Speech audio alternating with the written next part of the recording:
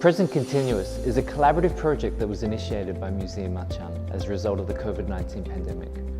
The pandemic has required us to imagine new ways to connect artists and audiences. And ironically, this disruption has created new forms of creativity, collaboration and support. We've developed this project with some of Indonesia's most vital arts organizations and contemporary art biennales, who have commissioned 5 artists from Banda Aceh, Bandung and Majalengka, Makassar and Jayapura, who have developed work for the exhibition and also supported by 5 curators from the artist's local area.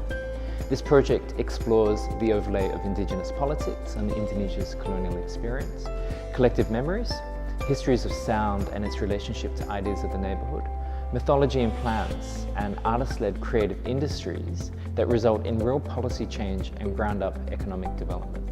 Present Continuous is much more than an exhibition. It's been designed as a platform which gives voice to artistic communities over a large geographic context, connecting them through a program of talks, presentations, and online group discussions. And we hope that you explore these discussions online.